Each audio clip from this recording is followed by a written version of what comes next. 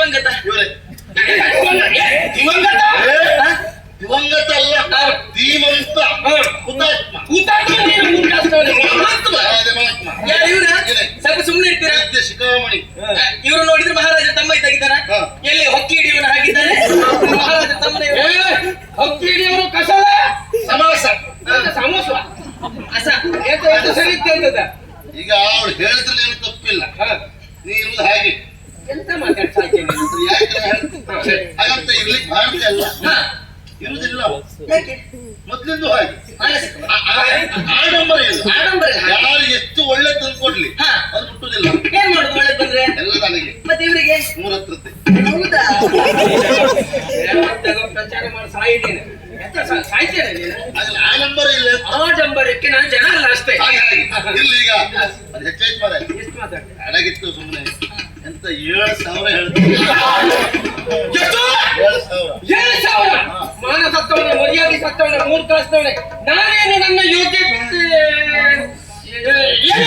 ನಿನಗ 7,000 ಯಾಕೆ? 9,000 ತಗೋ. 9,000 ಮತ್ತು 3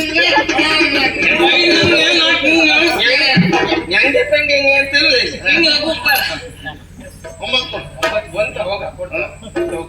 ಬೇಗ ಬೇಕಾಯ್ತು ಅನುಭವಿಸ್ತಾನೆ.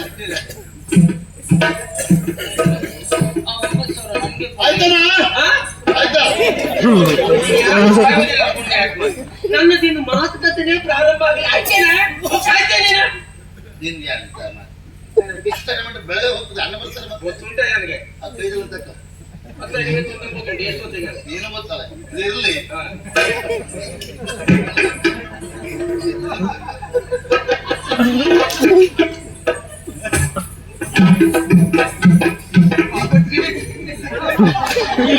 ಇಲ್ಲಿ ನೋಡುದಕ್ಕ ಬಾಬತ್ರ ಎಲ್ಲಿ ನೋಡಿ ಚಂದುಳ್ಳಿ ಚೆಲುವೆ ನಾನು ನೋಡಿದ್ದೇವೆ. ಭಾರಿ ಚಂದ ಇದ್ದಾರೆ.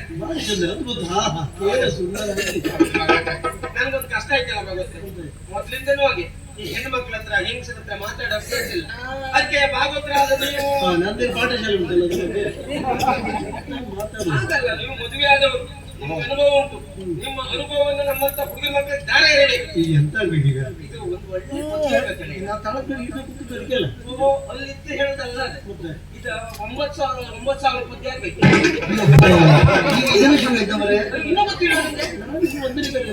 ಯಾವ್ದ್ರಿಂದ ಪ್ರಾರಂಭ? ಹೌದೌದು, ಅದಕ್ಕೆ ನಾ ಜನ ಅಲ್ಲ. ಬರ್ತಿ 9,000 ಪದ್ಯ ಆಗ್ಬೇಕು. ಹೌದೌದು, ನಿಲ್ಲಿಸ್ಕೊಂಡು ಬರ್ತಿ 9 ನಾಳೆ ಲೆಕ್ಕಾಚಾರ ಸುದ್ದಿ ನಾವು ಇಟ್ಟು ನೋಡ್ಕೊಳ್ಳೋ. ಲೆಕ್ಕಾಚಾರ ಏನಾಯ್ತು 9,000.